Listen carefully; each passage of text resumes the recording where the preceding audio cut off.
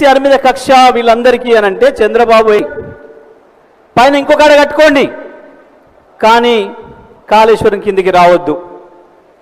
ఎందుకంటే మీరు చూసిండ్రు, రెండు వచ్చి కలిసే చోటు కాళేశ్వరం కింద కేసీఆర్ గోదావరి గొంతు పట్టుకున్నాడు తెలంగాణ రైతాంగం కొరకు. అది వాళ్ళ మంట, అది వాళ్ళ ఏడుపు.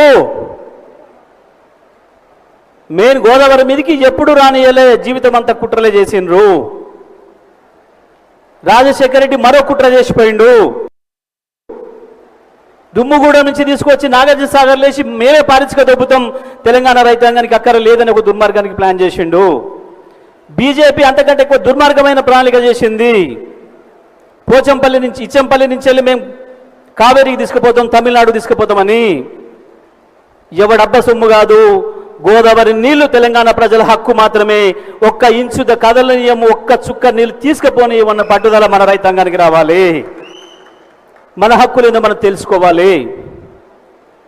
ఊరికే కూర్చుంటే ఎవడు తెచ్చిపెట్టాడు, కొట్లాడి తెచ్చుకోవాలి.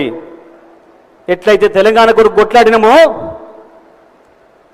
ప్రాణం పోయినా తెలంగాణ సాధిస్తామని ఎంత పట్టుదలతో పనిచేసినామో, ఇవాళ ఇంటి దొంగల నుంచి ప్రమాదం వచ్చింది కాబట్టి మన హక్కులకు, మన నీళ్లు దోపిడికి గురే ప్రమాదం వచ్చింది.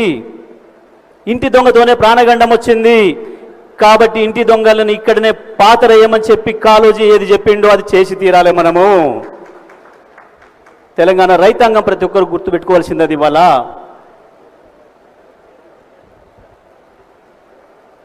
మంతన్ నుంచి మొదలుపెట్టి ఇక్కడి వరకు రైతాంగం ఇవాళ ఎదురు చూస్తున్నారు. కానీ నీళ్ళు కళ్ళ ముందే పోతున్నాయి, మనకంటే తెలుస్తలేదు. కానీ అక్కడ ఆ రైతుల కళ్ళ ముందే నీళ్లు పోతున్నాయి, వాళ్ళు ఏడుస్తున్నారు. నేను పోయిన ప్రతి ప్రాజెక్టు దగ్గర వీళ్ళు రానియొద్దని చెప్పినా పాపం కింది స్థాయి ఉద్యోగం పోయినా సరే భయం లేదు, మాకు సార్ రండి అని చెప్పి నన్ను స్వాగతించి తీసుకుపోయి చూపించారు. మాకు బాధ అవుతుంది. కేసీఆర్ సార్ ఉండగా బ్రహ్మాండంగా నీళ్లు కలకలాడేది, రోజు మాకు పని ఉండేది. ఆ పడుతున్న నీళ్ళని చూసి సంతోషపడదాము. తుమ్మ చెట్లు మొలిపిస్తున్నారు. ఆ రోజు కట్టిన క్వార్టర్స్లో, ఆ రోజు కట్టిన గెస్ట్ హౌస్లలో మేడిగడ్డ దగ్గర కావచ్చు, కన్నెపల్లి దగ్గర కావచ్చు, సుందిల దగ్గర కావచ్చు, అన్నారం దగ్గర కావచ్చు, గోలివాడ దగ్గర కావచ్చు, ఎక్కడనైనా సరే మొత్తం కావాలని చెప్పి తుమ్మ చెట్లు పెంచుతున్నారు. సర్కారు తుమ్మలు ఖర్చు లేకుండా పెరిగేవి. ఇదంతా చంద్రబాబు డైరెక్షన్లో జరుగుతుంది. చర్చలకు పోతా చంద్రబాబుతో నేను మాట్లాడతాడు రేవంత్ రెడ్డి.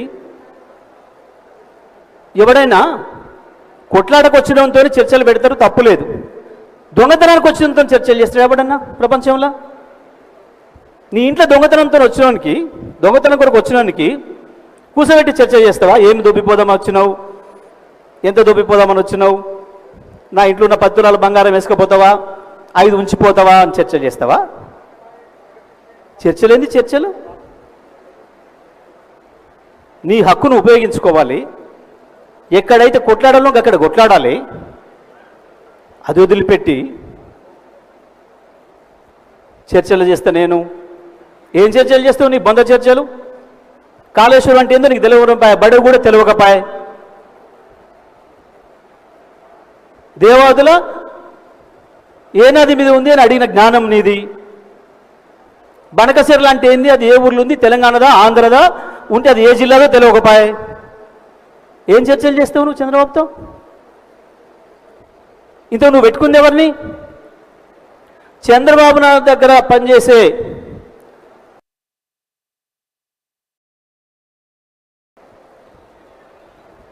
నీటిపారుదల శాఖ సెక్రటరీని ఆయన ఫోన్ చేసి చెప్తే తెచ్చి ఈయన సలహాదారుగా పెట్టిండు. తెలంగాణ ప్రభుత్వానికి నీటిపారుదల సలహాదారు. ఇప్పుడు ఆయన రాసిస్తే మాట్లాడుతున్నాడు. ఆయన ఎవరు చెప్తే రాసిస్తాడు? చంద్రబాబు ఏం చెప్తే అది రాసిస్తాడు.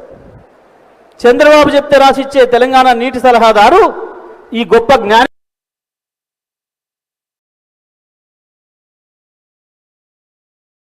సలహాదారు ఉన్నాక ఇంకా తెలంగాణ ప్రజల హక్కులకు రక్షణ దొరుకుతుందా?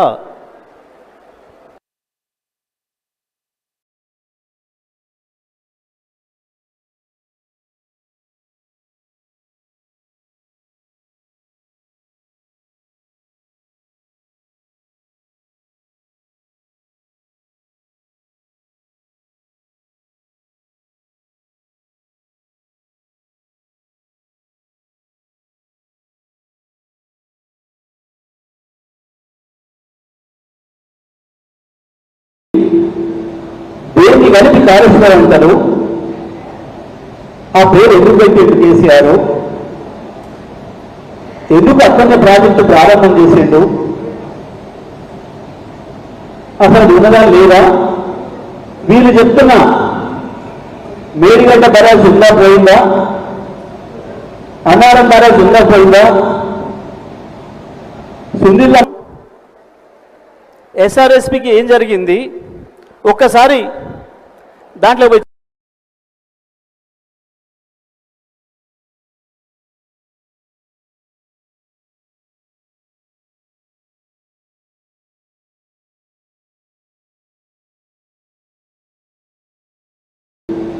దేన్ని కలిపి కాలుస్తారు అంటారు. ఎందుకు అక్కడనే ప్రాజెక్టు ప్రారంభం చేసిండు? అసలు ఉన్నదా లేదా? వీళ్ళు చెప్తున్నా మేడిగడ్డ బరాజ్ ఉందా పోయిందా, అన్నారం బరాజ్ ఉందా పోయిందా, సుందిల్ల బరాజ్ స్టార్ట్ అయి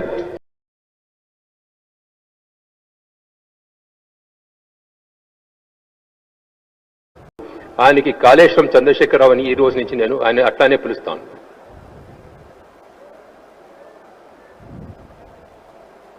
కాళేశ్వరం ప్రాజెక్టు పనులు జరుగుతున్న తీరుపై కేంద్ర జల సంఘం ప్రశంసల వర్షం కురిపించింది. The agencies which are working, the designs, their planning, execution, everything is by and large highly satisfactory. So if the